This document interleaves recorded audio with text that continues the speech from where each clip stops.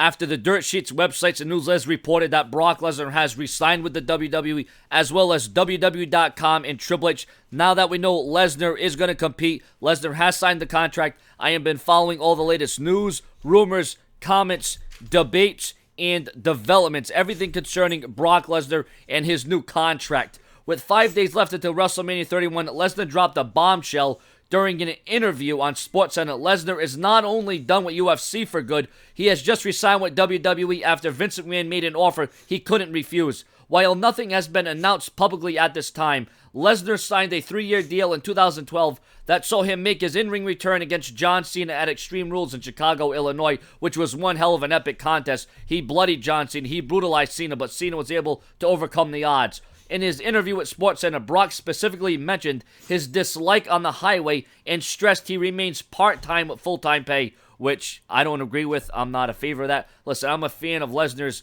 abilities, his in-ring work, but at no time should he be getting this kind of treatment, but it is what it is because he's a high-class athlete. It's very likely his role with WWE remains the same as it has been the last 3 years. So there is rumors that he'll be working another 3 years, but limited dates over another 3-year period, with an option to add more dates at a later time for his usual rate.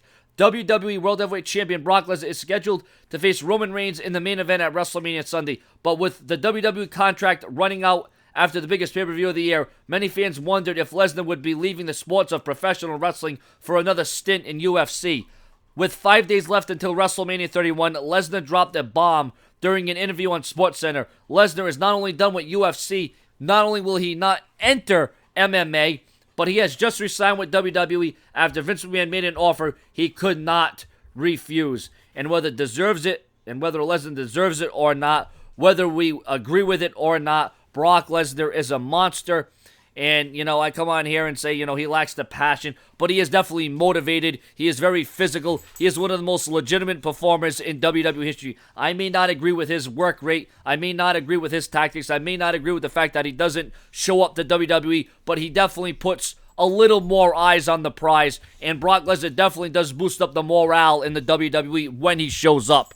And like I said, this could change the whole perspective. This could change the future of WrestleMania. So it looks like we will be dealing with Brock Lesnar for 2016, 2017, 2018. So that means if you go from 2012, 13, 14, 15, 16, 17, we'll be dealing with Brock Lesnar for a very damn long time. Remember, Lesnar's career started in 2002. So that means, although Lesnar did have some downtime, Lesnar's WWE career, that was not nonstop.